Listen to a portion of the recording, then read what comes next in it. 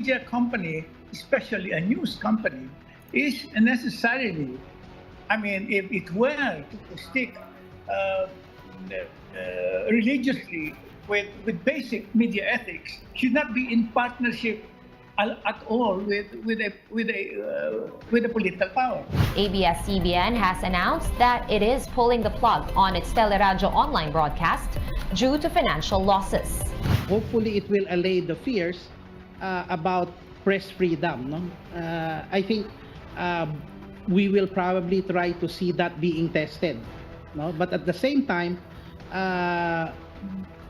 this will actually put Prime Media subsidiaries into a nationwide scale. No? Wala mo nakikitang serious batikos doon sa sa ruling power. Pero ngayon magkakaroon ng serious batikos yan doon sa kalaban ng ruling power. Especially now that, as I've said, there seems to be a very serious realignment of forces within the ruling power itself. Yung kina Martin and Marcos at kina Duterte and their long-time partners na mga Arroyo. ABS-CBN Teleradio is signing off on June 30. This comes 3 years after the former media giant lost his franchise and struggled to keep operations alive through revenue streams on and offline. Meantime, Teleradio will now be owned by Prime Media of House Speaker Martin Romualdez. What is the implication? We discuss in this episode of The Chiefs.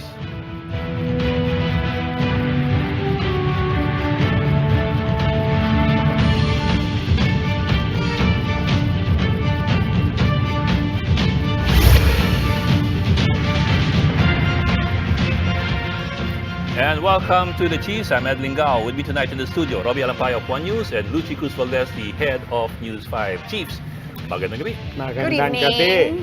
Good evening. Ano pag-usapan natin ngayon? Happy weekend. Sigurado pa natin, di ba?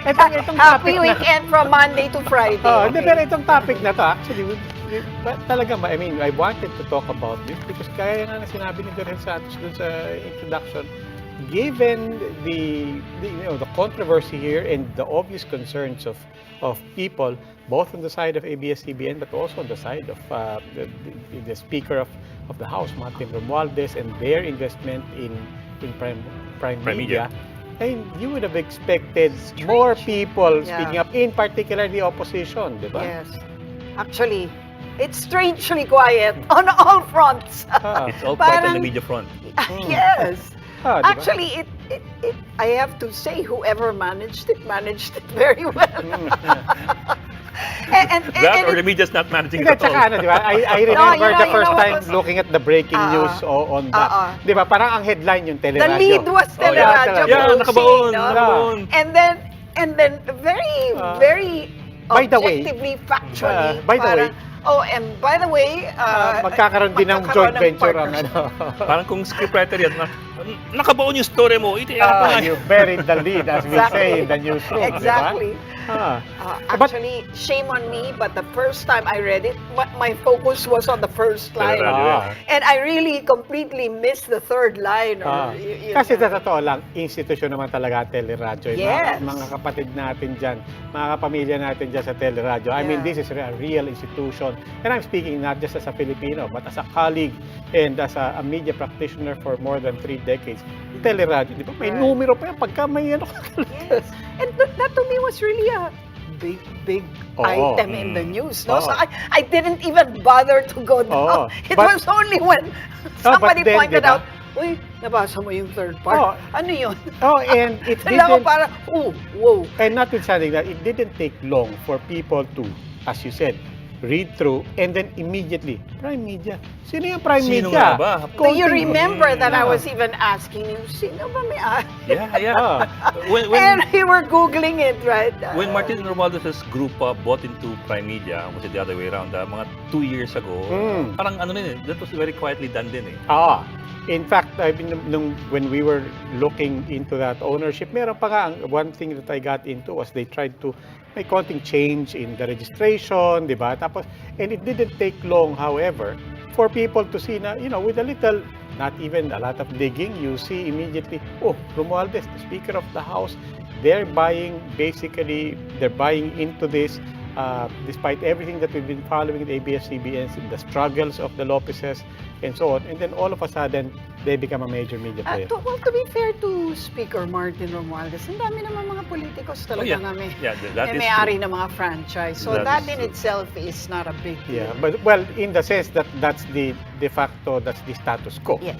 Yeah, but the context it shouldn't be. The status quo that is also what is really hobbling, and let's really say it, handicapping independent media, independent journalism in the Philippines. And remember, in 5 years, people go again back to the post for the next president. Exactly. And well, some say that the speaker is one of those who are looking at And hindi lang yun. Who else are we talking about in the next elections? The Villars, major media players also.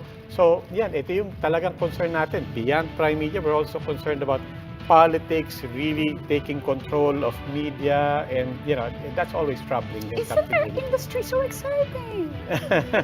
Well, when you think about it, even before naman a lot of the radio stations, especially in the provinces, are owned by political families. That's right. That's been the norm for a long, long time in the provinces. So essentially, this is really nothing new, except that this the time scale is different. Yes, the scale and the partner, because the partner, as we know it, ABS-CBN was on the other side until this thing and happened. So you wonder nga, as we always say, what the dynamic will be. And in the Philippines and worldwide, ownership is always an Achilles heel for independent media. I don't want to be trying to avoid this. The reality is, when we talk about ownership, when we talk about capture, people have concerns about our own network, di ba? They're saying, oh, big business din ang may-ari sa inyo. But that's a reality, and that's the conversation we want to have, and we want to be very transparent about na this gives us another excuse to talk about the state of media in the Philippines. It is not to normalize it. In fact, it's to point out that it's abnormal. In a normal Which is normal to us, which has been normalized. And to also acknowledge that, yes, we know about it, we're aware of it, and we're a part of it. Yeah. So. That's a good way of putting it. Anyway, we're bringing in our guest for the evening right after this break. The Cheese will be right back.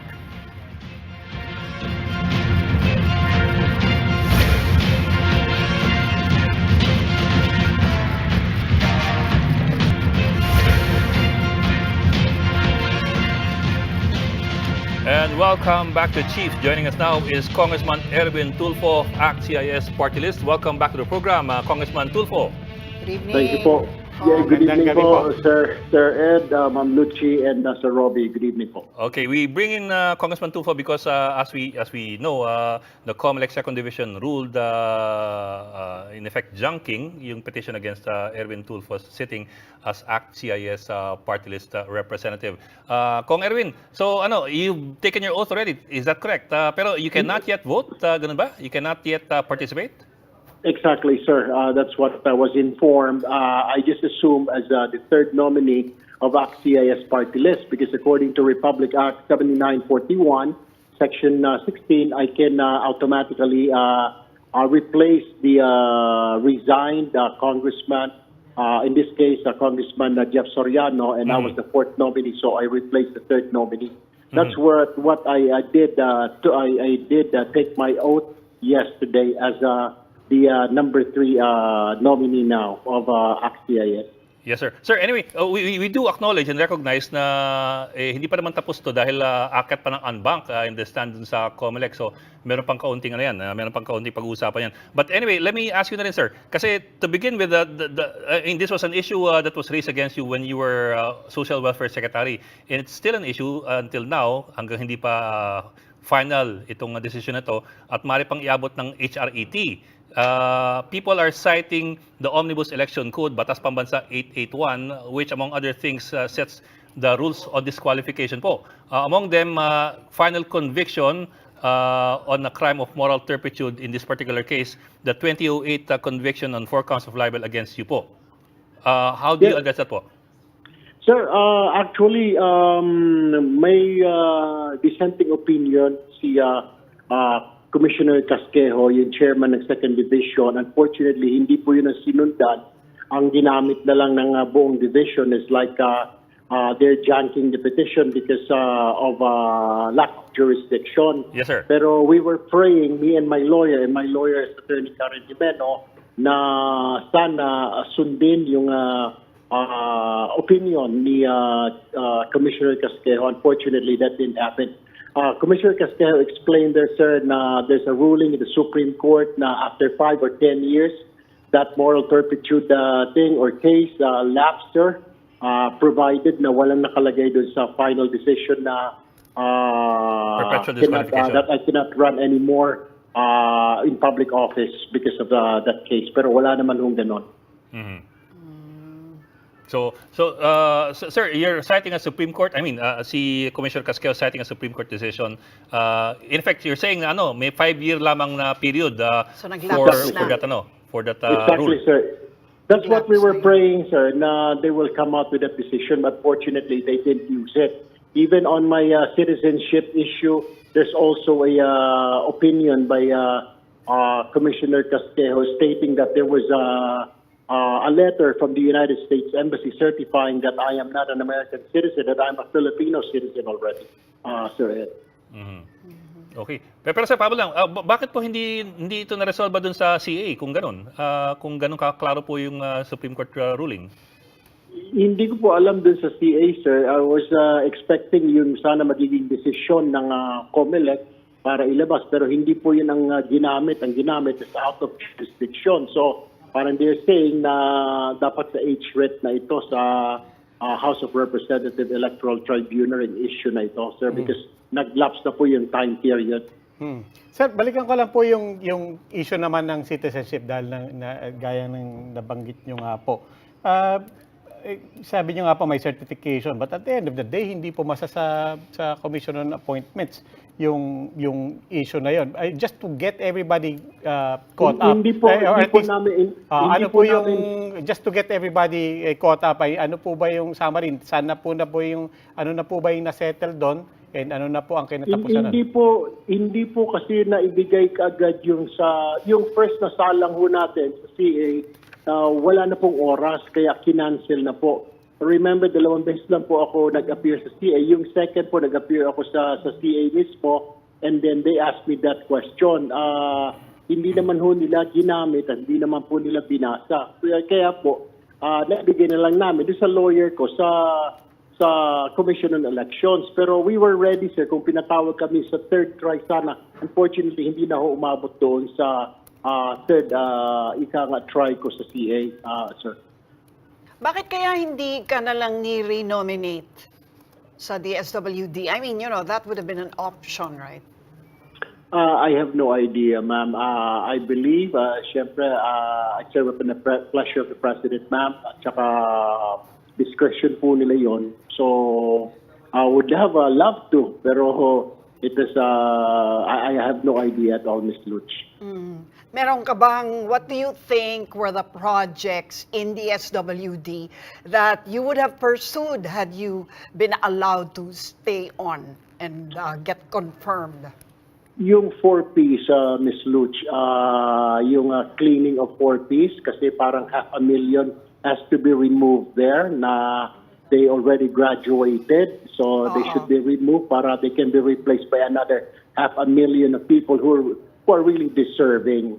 Yan sana. Tapos pangalawa, I would have pursued yung review of the Solo Parent Act because there's a problem right now na solo parents should be receiving 1,000 pesos allowance from the local government. Unfortunately, solo parents na residing in 5th and 6th class municipalities, they don't get that allowance because the municipality doesn't have the funds to sustain or to pay them that monthly allowance. Kaya I want to have it reviewed, the Solo Parent Act sana, para malaman na, okay, where is the fund going or will be coming from kung hindi kaya ng LGU. Right. Of course, the logical question now is whether you're going to pursue that as congressman. Is that going to be part of your agenda?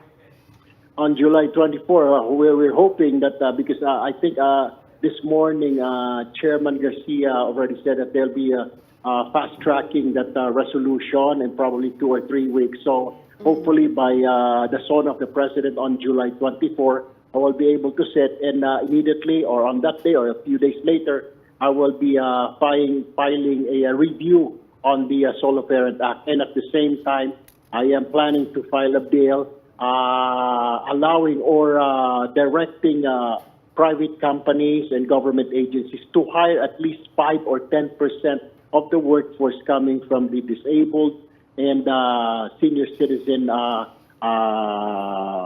status. Okay, okay, I just have to ask this because I'm sure that many people also wonder, now that you're going to be congressman, that makes 3 of you already in the legislative branch, no? Yes, ma'am. What do you have to say about this? With 3 Tulfos there, firmly, as it were, entrenched in legislature. I was asked the same question this morning during an interview.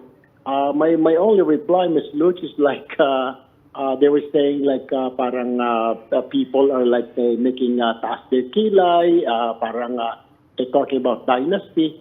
And my answer was like I just got in. Okay, siguro if they'll give me a chance, give me about 6 months or 1 year. If I do perform, or if not, then all 3 of us, they do not need to vote us again if we're not going to be perform. And I urge these people, yung mga bumoto po sa amin, na if pag hindi ho kami nakadeliver, then so be it. Then vote another one. Then vote other people. I mean, other representatives in Congress na whom they think will perform and deliver. Kaya nga po, ma'am, I'm asking them right now to give me a chance, just like the DSWD. Before I took over as a DSW secretary, marami mga questions. Same thing, I'll be asking these people, give me a chance. Give me about 6 months or a year, and I will show them what I can do. Ms. Luch. How do you plan to be different from Senator Raffy, from your nephew, si Kong Tulfo? Ralph. Yes, si Raf. And then also, of course, your sister-in-law. I'll be focused, Ms. Luch. I think it was a blessing in disguise that I had the opportunity to serve as Secretary of the SWD and mingled with a lot of poor people, the marginalized, the vulnerable. I think I will be working on their cases, on bills, filing to alleviate. Besides, it is the directive of the Speaker of the House na everybody po in this Congress to work closely in alleviating and the sufferings of the people brought about by the last pandemic, ma'am. Congressman, kanina pinag-uusapan namin sa intro, and we'll actually be talking about this a little more later. So I really wanted your thoughts.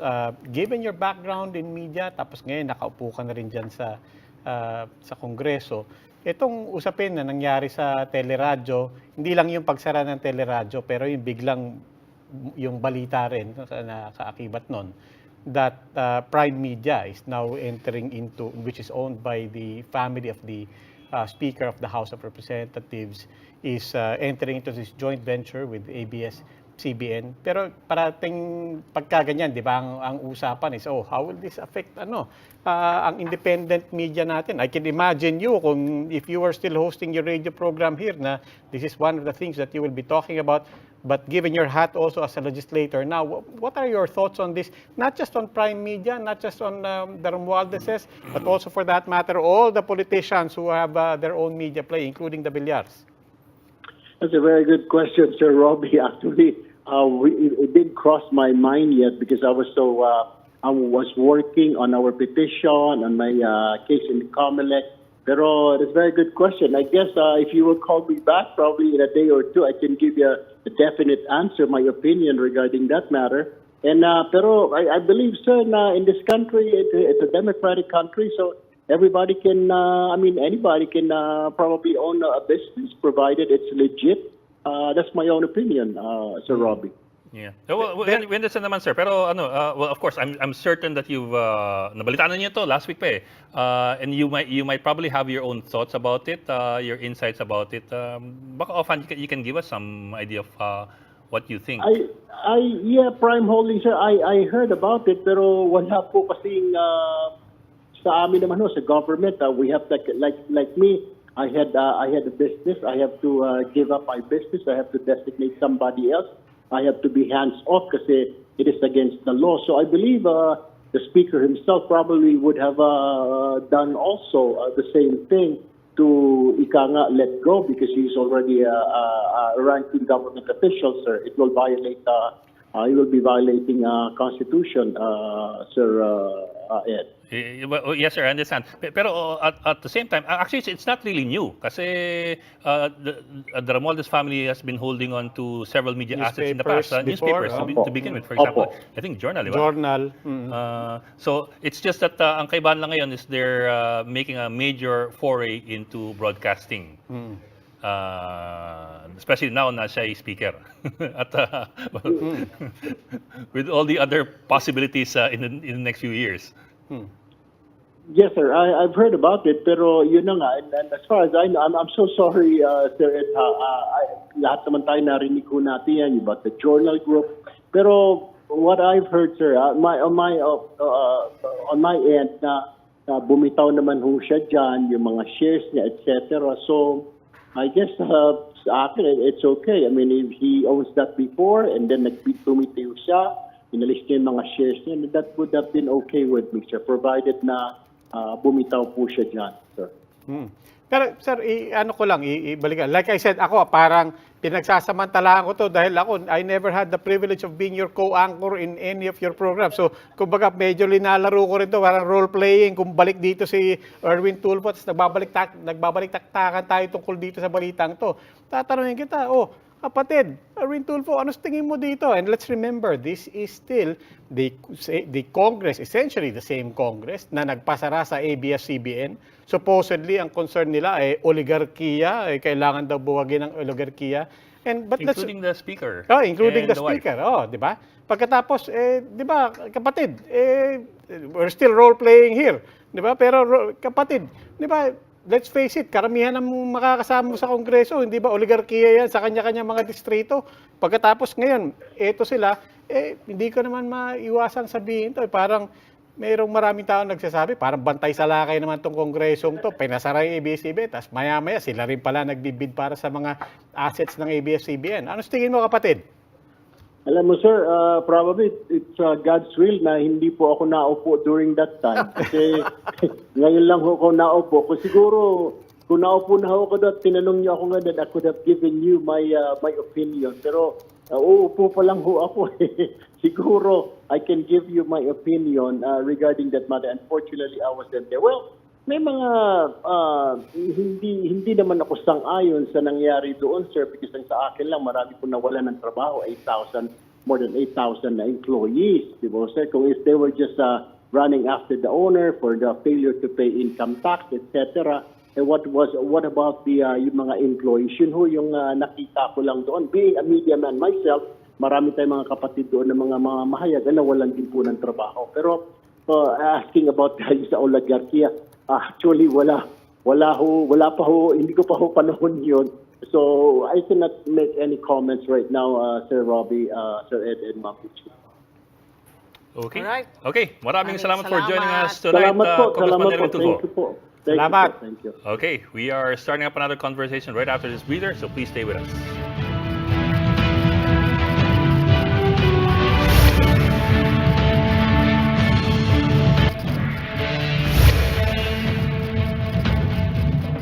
Welcome back to the Chiefs. And with us now, our UP College of Mass Communication Media Law, Professor Marichu Lambino, and on Zoom, Vergel Santos, Trustee of the Center for Media Freedom and Responsibility. Good evening to our honored guests. Good evening. Magandang gabi. Kasamahan sa media. Good evening. Good evening, everyone. I'm glad to be here after 2 years of lockdown. Oo, Welcome, in the finally, flesh, di ba? Marichu. Better, Vergel. Vergel, Kita ikaw mo, dapat masaya dito ka dito. na rin para maganda ang ating bardagulan. Anyway, eto na nga talaga ang tanong dito What is to you the significance of this news about Teleradio closing, which is really not the big news there. the bigger Misdirection ba? news. Misdirection. The bigger news is really, well, the partnership now apparently of Prime Media and ABS-CBN, with ABS-CBN holding the minority stake, no? But yun na nga, I mean, to everyone's surprise. Ikaw muna. Are we going to tiptoe Mauricio. around this subject? No, Because no, everybody's no, no. tiptoeing, Yeah, and wala, even wala. even Who's those who tiptoeing? are. No, not happens. Ako yata nagtitiptoe ako kanina. No one seems to be talking about, but I think the bigger, well, ABS-CBN is not in a normal, ordinary position. It had been shut down, and it is a miracle that we see Teleradio on cable. So it is not in a position to be able to have a good, a good arrangement. So I think it had been a trade-off, if you would call it a trade-off. But what choices do we have? What choices does it have? It's losing billions. And the only way to survive is to be able to enter into a partnership with other viable corporations. So those were the The choices. viable that we- corporations, but let me jump in there, di ba? Parang, I think, siyempre, So we're not going to Di ba, tiptoe around it. tumaas ang kilay ng mga tao dito Yeah, because, it's as you the said, Speaker of the ABS-CBN cannot come back. The Lopezes are having a hard time trying to get some foothold, some traction back on any kind of business. Sabi nila, hindi na kami network, content producer na lang kami para wala ng franchise issues. Pati doon, hinarang sila. And this gives us the signal that the only way they can come back is not only with a viable corporation, but to get in bed with politicians. A I don't. politically And- viable. I hope that's not tiptoeing around No, the. no, Yeah, Robbie, to use it's your words, not is just, that really the only way Yeah. to Not, survive? not just an ordinary politician. It's the Speaker of the House, not just the Speaker of the House. It's a Romualdez, first cousin of the President, a constant companion in his foreign trips, and presumably the presidential contender in 2028. So how close can you get to the palace? How close can you get to the palace? It's a heartbeat away from the palace. And people are asking, I try to tickle my students. Do you think there's going to be a Mama Meldy show referring to Congressman, First Lady Imelda Marcos? And they were not tickled. They were triggered. Everybody raised their hands and said, no, we're not going to. But I think there are checks and balances to that. If we see any story that's not being aired on Teleradio, for example, a story about the speaker, there are checks and balances to that. We'll see those stories in ABC5, GMA7, and then the audience will know about it. So There are ways checks to and balances. monitor it, but Correct. it's not necessarily a check and balance. Verhel, I wanted to ask you also, parang, okay, obviously this is something that is very, very glaring and, it's unavoidable for a lot of people. But at the same time, the dynamics here of media ownership being, as we said, an Achilles heel. The dynamics of politicians and big business, both intertwined, having majority control and stakes in media. These dynamics also are not really new. But what is new here, if any? And if nothing is new, then what should people take away from this? Mukhang it seems that we are asked to look at the issue in the context of the operating political climate and cultural and social culture in which news media operate in this country. No? Totoo namang hindi naman nagagarantiyahan niyang freedom.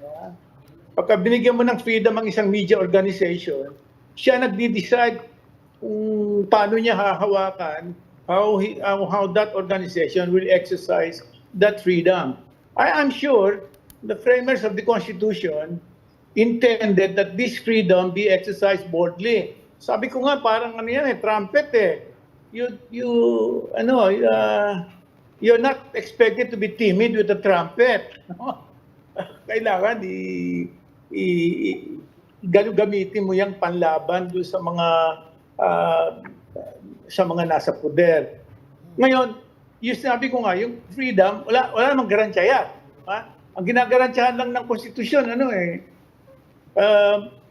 plurality of media voices, multiplicity, diversity, hoping that one media organization would cancel out the other. Yun lang ang pinaka-ay realistic na sitwasyon na makikita natin dyan eh. Ngayon, nasa sa media organization na yan, kung gaano niya how boldly or timidly or even docilely exercise yung freedom na binigay sa kanya ng Constitution.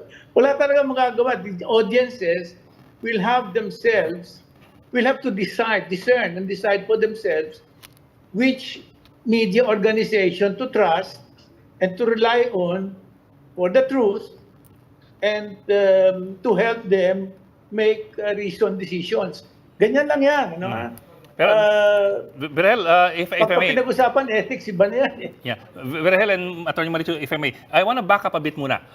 We're talking about ABS-CBN. I want to back up a bit, not just ABS-CBN, but the entire media industry, especially after 6 years of Duterte.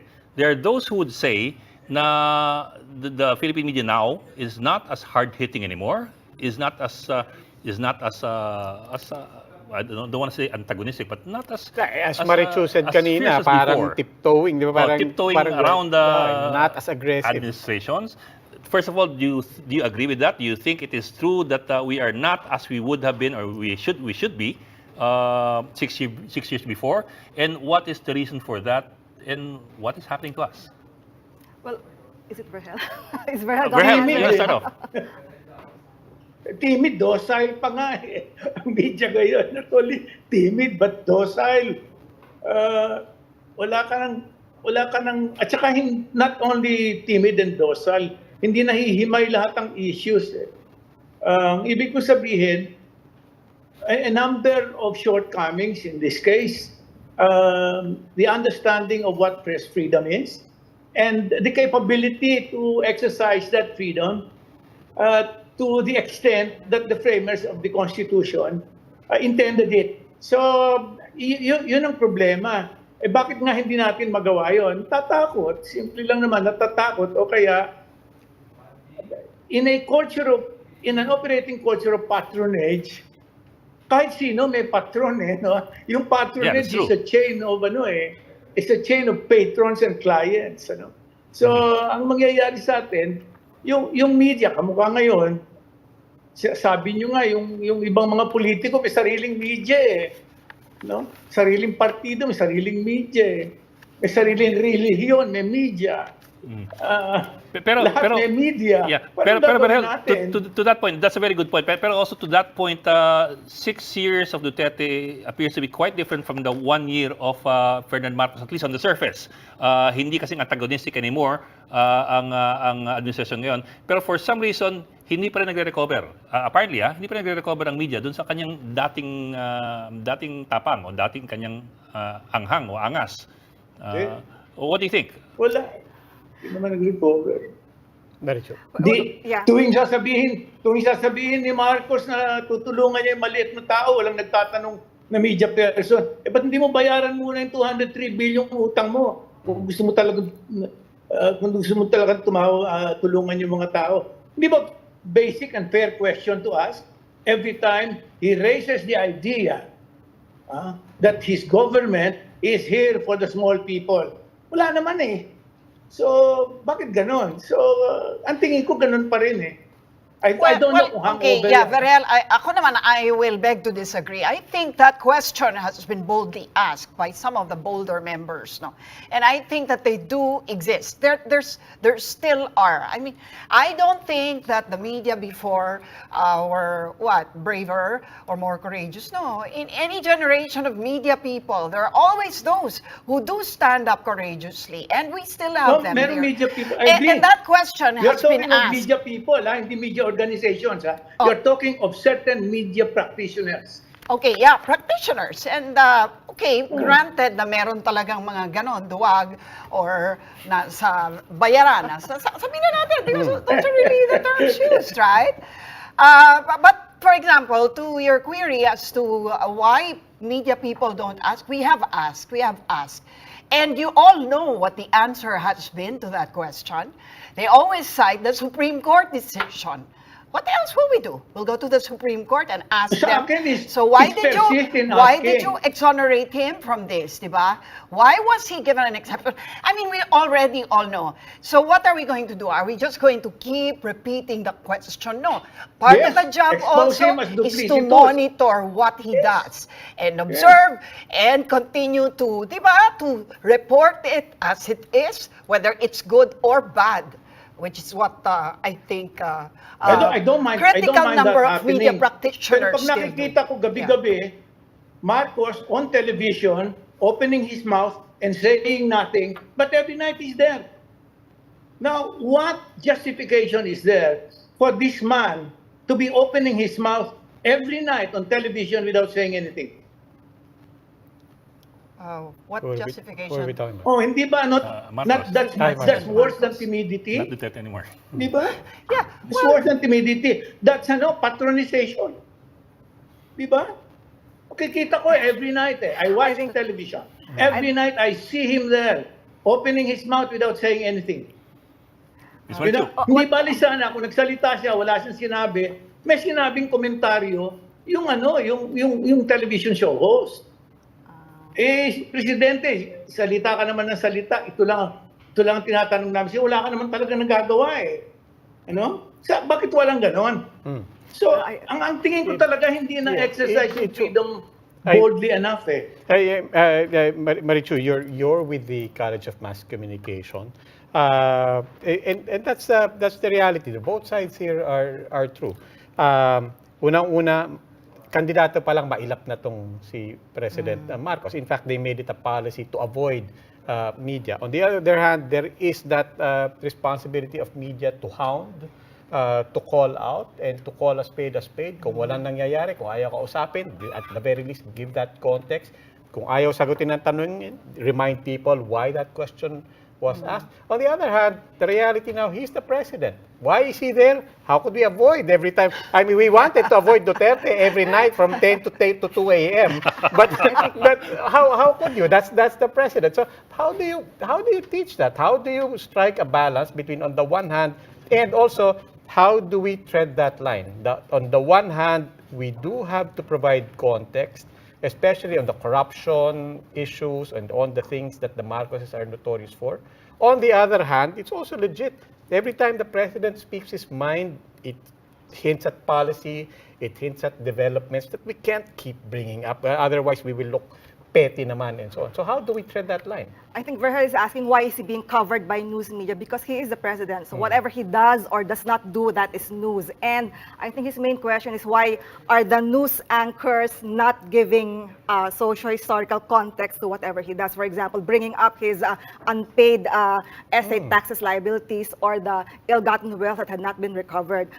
You'll have to give that context every time he appears, but that's not being done, and because there's a chilling effect. The ABS-CBN shutdown had a chilling effect all across the news media organizations. Media is business. We don't want to get shut down. So that has an effect. I want to get to that, get back to that again, though, the independence of media and the realities that we do. But I also just want to acknowledge that but it doesn't take away the dilemma. Di ba? Parang, we can't keep saying, at every turn, this is the president who will not pay his taxes and so on. Otherwise, much as I'd like to, I cannot ask him every time I see him, what about the hidden wealth? Kasi legit din naman yung batikos on the other side. People who are saying, "Hoy, now you're being petty, and now you're the ones being out of context now."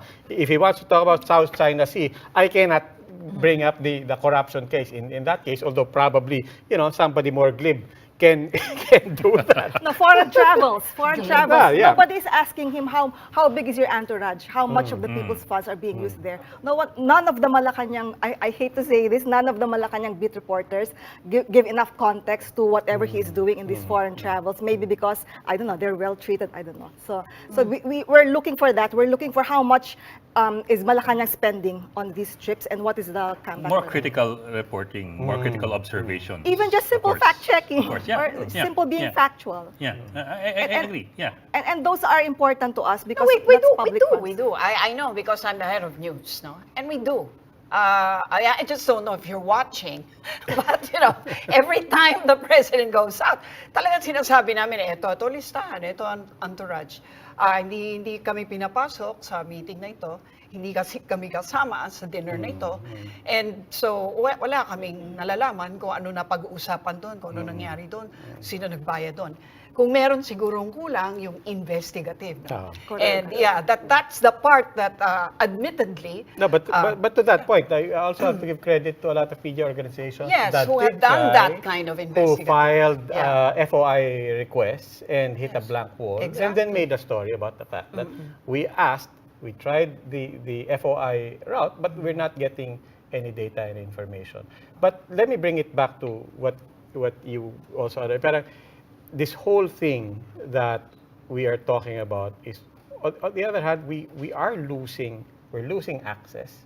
And then the access that the current climate is allowing is essentially still handicapped, if not beholden, to the patronage that Virgel was mentioning, from the national levels down to the community levels. Diba? Parang all of this becomes even more acute as you go down to provincial radio, community newspapers who are still trying to exist and still trying to survive. How do we get out of this?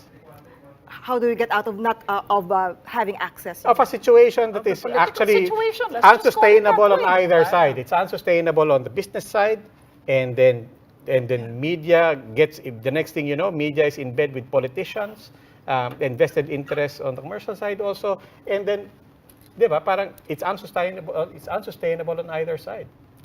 Well, the reality is we will be making compromises along the way. Media is the owners of media organizations have business interests, and it is entirely possible for those investigations to cause the shutdown of those business interests. So there will always be compromises, and it is up to journalists, up to news directors, and up to the audience to claim what their rights are, which is access to information.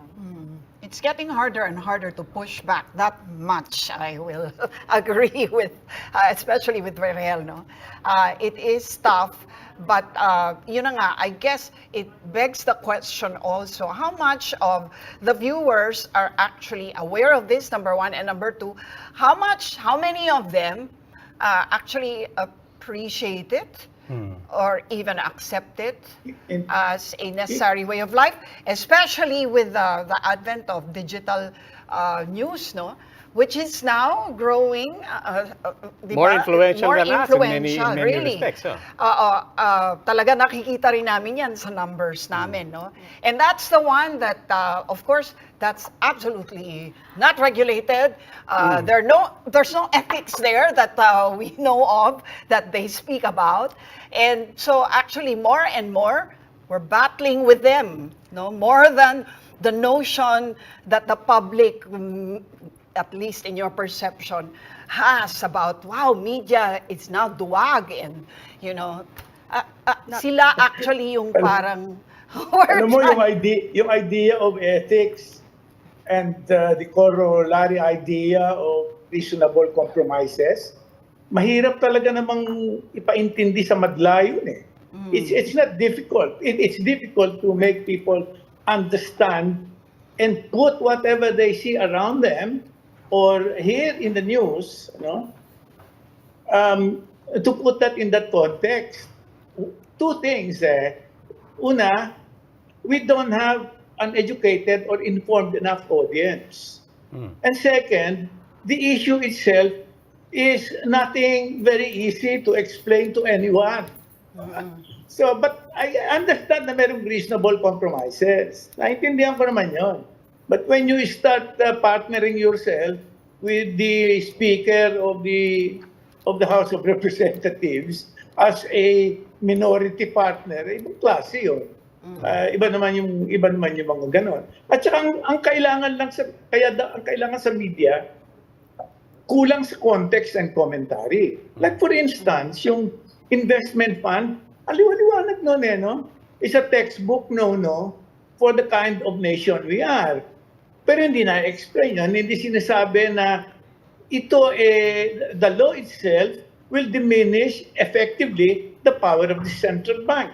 Or, apart from that there will be less funds available for small and medium industries and particularly farmers. Hindi na i-explain nyo kung bakit. Ma-explain naman. And I think maintindihan. So ang kulang konteksto at saka komentaryo, yun ang kailangan natin eh. Imbis na sabihin lang na ito sinabi ng Malacanang, ito sinabi ng Kongreso, ito sinabi ng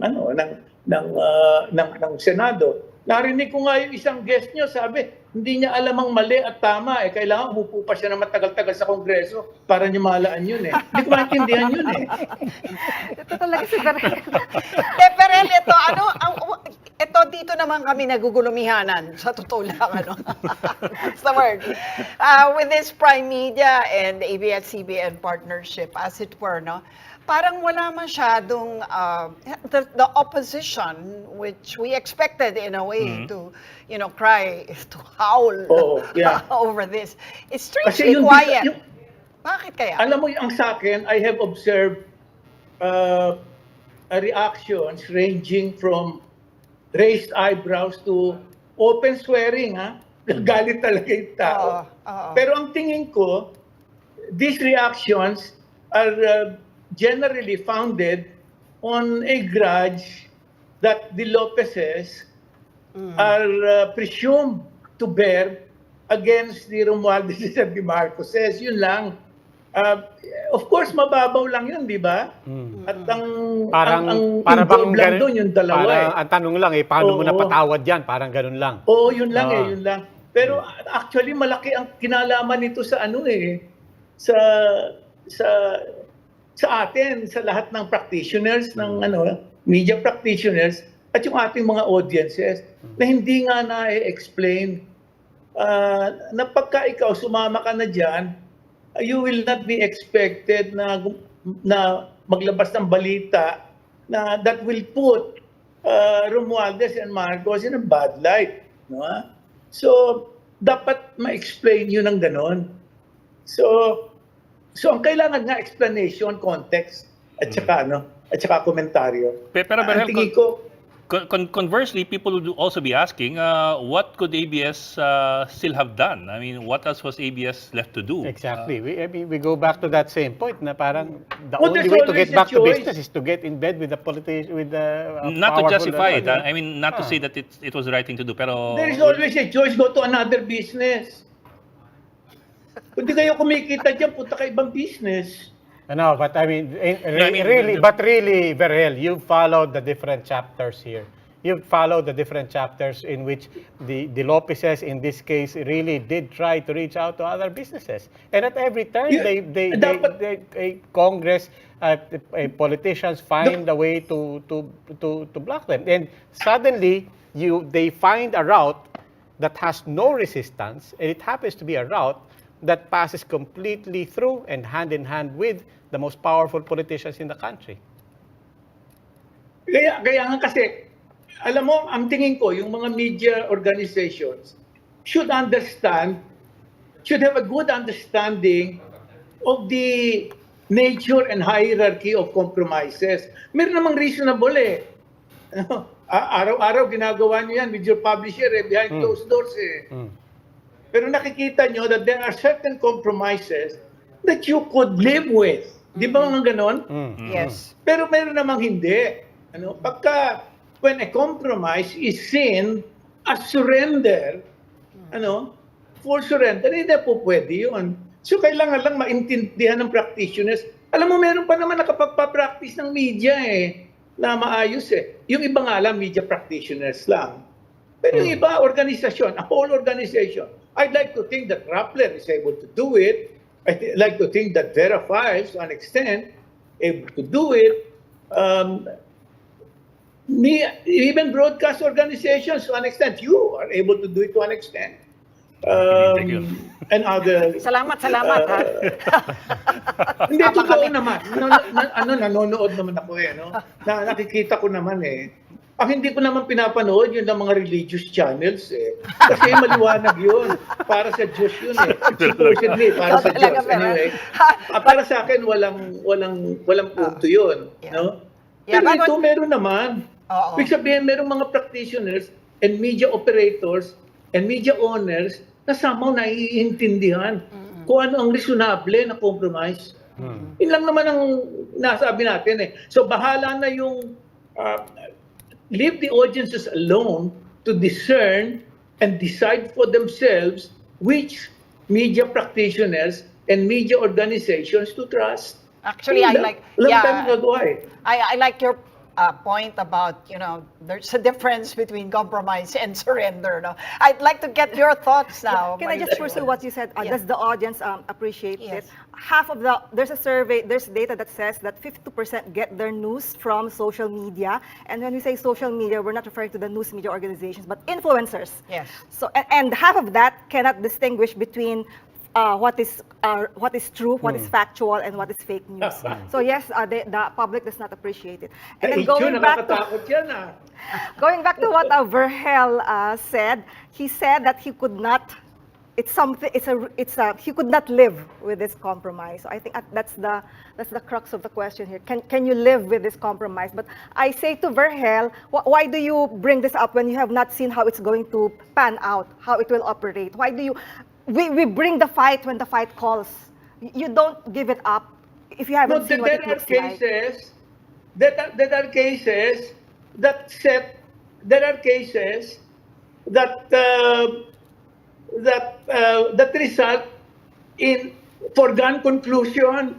Pagkakampi mo, pag ikaw Lopez ka, yung patriarch mo namatay dahil kinulong yung anak, pagkatapos kakampi ka ng mga Marcoses, mahirap ilaban yun.